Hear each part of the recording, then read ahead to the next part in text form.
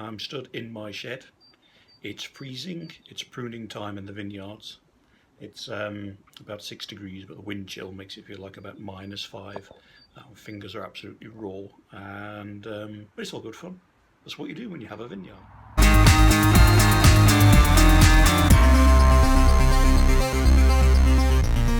One of the things about pruning is you've got to keep sharp secateurs. Now these are Felco, expensive but worth every penny. What you need, Mr. Daily, every time you use them that is anyway, is use a little file like this, some diamond edged type thing, and a little bit of oil, always very important, not for the sharpening but more for the greasing of the joints, etc. That doesn't take a lot of effort, but just use this sort of motion on the inside face of the secateurs. Very, very important. You will not like pruning with blunt secateurs. And when you've done that side, you've got that edge, and it's just filing down the inside of that edge there. So you've got two nice, reasonably sharp blades to work on your vine pruning with. It will make your life so much easier. Definitely worth doing. When it comes to oiling, what you've got here is the main joint there, the bit down in between the two sets of blades, just there. And of course you've got that spring just here. All of those bits need oiling, and just a tiny spot. I'm not talking about tons of it, just the tiniest little spot in all of those sort of crucial places. And that's oiled, but you won't see any evidence of real oiling. It's that small an amount really, and it just keeps everything working and not squeaking. Now, our wee vineyard shed has all mod cons. So we have a stove just behind me, just down there. We even have a wee kettle.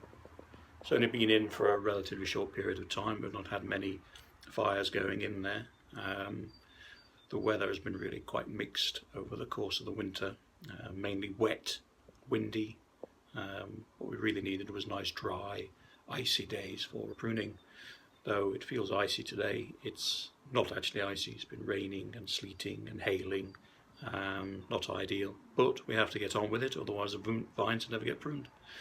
So I think back over the next few days, to finish off more pruning, I'll be trying out the little stove behind me, making tea, bringing my little teapot down, that sort of thing. Generally keeping things nice and warm. We've also got a little bit of experimental fizz bubbling away somewhere over in that corner down there. So I'll post more as more happens down here, but pruning's underway. It's always fun.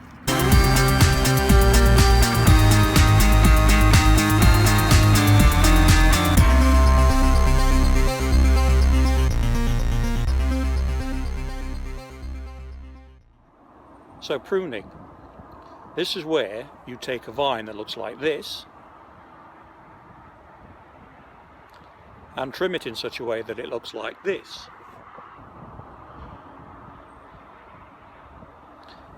And it's important we do this. It's the most important job in the vineyard calendar, really.